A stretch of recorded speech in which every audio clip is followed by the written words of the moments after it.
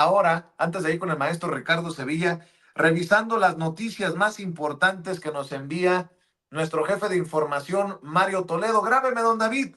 Pide el presidente Andrés Manuel López Obrador a Joe Biden y Donald Trump compromiso contra venta de armas en Estados Unidos, lo dijo en la mañanera. El Partido Republicano formalizó ayer durante su convención nacional en Milwaukee la nominación del expresidente de Estados Unidos, Donald Trump, como su candidato para las elecciones del próximo noviembre. Donald Trump, por su parte, anunció que el senador de Ohio, J.D. Vance, será su compañero de fórmula para vicepresidente.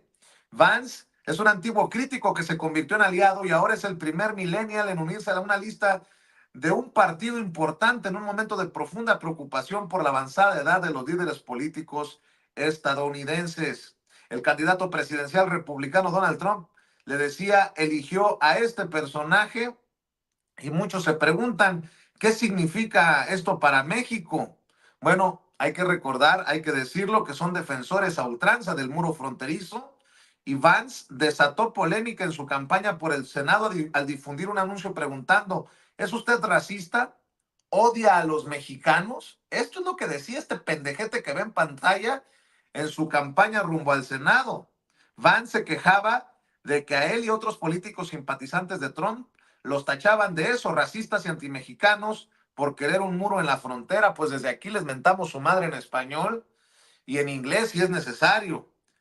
La jueza que preside el caso de documentos clasificados del expresidente Donald Trump en Florida desestimó ayer la acusación dándole la razón a los abogados de la defensa, según los cuales el fiscal especial del caso había sido asignado ilegalmente. Todo se le está poniendo a modo a Donald Trump, que ya reapareció públicamente después del atentado con un parche en la oreja. El presidente Andrés Manuel López Obrador recibió ayer a Ken Salazar, embajador de Estados Unidos en México, y a una comitiva de miembros del Congreso estadounidense, con quienes dialogó por más de 3 horas sobre los temas de la agenda bilateral y las condiciones en las que se encuentra la relación entre ambos países. Entre los invitados al encuentro, usted veía ahí la fotografía, el propio presidente compartió con un tuit, con un mensaje en la X, Chuy García, representante demócrata por el estado de Illinois, en el área de Chicago, alguien a quien también hemos criticado por haberse perdido en el camino, pero al final esa es mi opinión y es punto y aparte. El espacio institucional del diario Reforma Templo Mayor, firmado por Fray Bartolomé, señala que andará en Washington el mismísimo Omar García Harfuch, y obviamente no como turista, sino ya en plan de próximo secretario de Seguridad y Protección Ciudadana. Dicen en el periódico Reforma que hasta ahora no se conoce cuál será su agenda en la capital estadounidense, pero dado que la relación bilateral será prioritaria para el próximo gobierno, se espera que tenga relaciones y reuniones de muy alto nivel. ¿Pero qué no dicen que García Harfuch tiene ligas con grupos del crimen organizado, metido en tal o cual cosa, y está en Estados Unidos? Mm. Ahí se lo dejo de tarea. El presidente Andrés Manuel López Obrador rechazó en la mañanera haber negociado la libertad del exgobernador de Tamaulipas, Tomás Yarrington, con el gobierno de Estados Unidos. Tomás Yarrington Rubalcaba, de 67 años de edad, fue liberado el 3 de julio pasado, siendo que el mismo registro decía a inicios de este año que su fecha de liberación iba a ser el 9 de noviembre próximo, es decir, que salió 4 meses antes de lo previsto.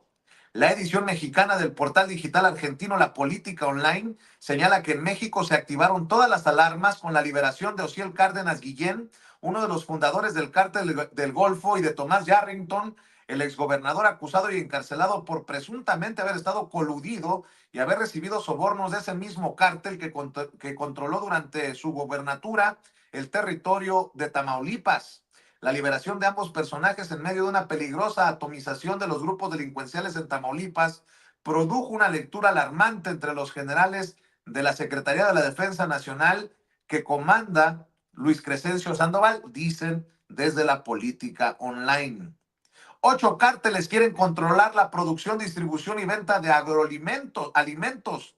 Extorsiones, secuestros, asesinatos y control de productos agroalimentarios en el país están sujetos para su venta en varios estados del país mediante la autorización de 8 grupos del crimen organizado y que tienen a su merced el control para su producción y distribución de alimentos como aguacate, limón, plátano, mango, pollo, huevo e incluso pescado, sin que hasta ahora las autoridades de los 3 niveles de gobierno hayan podido hacer algo para inhibir este delito que se expande de forma alarmante. Informes de la organización Inside Crime, que monitorea e investiga acciones de seguridad nacional y la ciudadanía en América Latina y el Caribe, destaca que en sus reportes que datan del 2019 a mayo pasado, que los delitos de extorsión y amenazas a productores de alimentos en el país no es nuevo, pues estos delitos han sido denunciados desde hace más de una década, pero en la actual administración, dicen, se ha descuidado la seguridad y se ha dejado crecer la presencia de cárteles de la droga a niveles incontrolables a pesar de las buenas intenciones de reforzar la seguridad con el envío de elementos del ejército mexicano y la Guardia Nacional que se han visto rebasados, es lo que dicen. Y de acuerdo con un estudio del Laboratorio de Análisis en Comercio, Economía y Negocios, LACEN de la UNAM, el aumento de extorsiones a productores y vendedores de alimentos ha derivado en un aumento de los costos de los alimentos que llegan al consumidor y cuyos incrementos van del 25 al 50%, lo que al final se ve reflejado en un aumento en el índice de la inflación mensual y anual. Dicen pues también desde la UNAM. Y de hecho el presidente Andrés Manuel López Obrador dijo en la mañanera que dejará como asignatura pendiente, como tarea, el reducir los altos índices de extorsión que se registran en el país. El jefe del Ejecutivo destacó que en su sexenio se ha logrado reducir la incidencia de la mayoría de los ilícitos. Sin embargo, y así lo reconoció el presidente, el único delito donde no hemos podido, y cito, no hemos podido lograr una disminución es en la extorsión. Es como una asignatura pendiente. Por otro lado, el tratado comercial entre México, Estados Unidos y Canadá ha funcionado muy bien, por lo que buscaría cambiar lo menos posible. Ha sido un instrumento muy exitoso para los 3 países, afirmó Marcelo Ebrard, próximo secretario de Economía. El ex canciller de este gobierno, próximo secretario de Economía en el gobierno que encabece la doctora Claudia Sheinbaum, se reunió con la virtual presidenta electa como parte de los preparativos de las acciones que se realizarán a partir del próximo 1 de octubre. Dijo que están revisando el programa de los corredores y polos de desarrollo, entre ellos el fronterizo, el Aeropuerto Internacional Felipe Ángeles y el corredor interoceánico. El presidente Andrés Manuel López Obrador dijo, como usted escuchó, si estaba viendo la mañanera aquí en Sin Censura, que Estados Unidos depositó más de 32 millones de dólares de los 246 que le debe a México, esto por los recursos confiscados a Héctor Javier Villarreal Hernández, exsecretario de Finanzas de Humberto Moreira, cuando fue gobernador de Coahuila.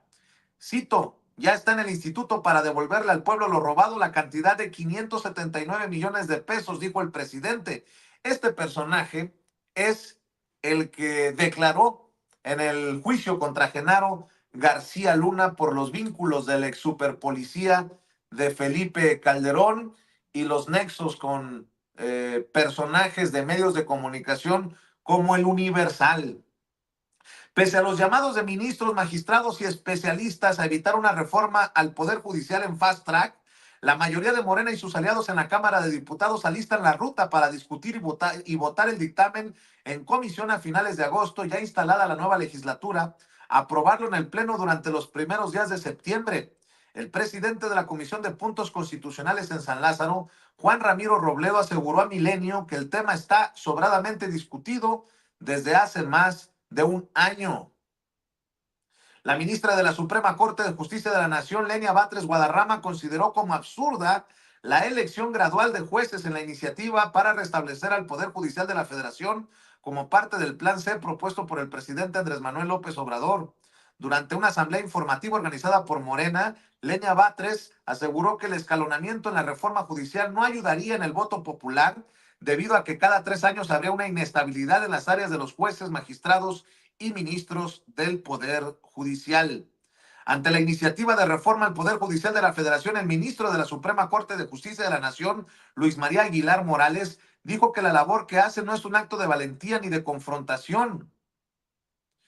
Y precisamente hoy en el programa de Ciro Gómez Leiva le contestó Arturo Saldívar Lelo de la Rea, el expresidente de la Suprema Corte de Justicia de la Nación. Ya vamos a revisar esas declaraciones. A través de una carta abierta a la virtual presidenta electa de México, 42 jueces y magistrados de circuito manifestaron a Claudia Sheinbaum Pardo su preocupación sobre la eventual reforma al Poder Judicial de la Federación, ya que advierten que elegir a los impartidores de justicia por el voto popular los pone en la posición de políticos y tira la inversión del Estado de los últimos 30 años que derivó en el actual sistema de carrera judicial.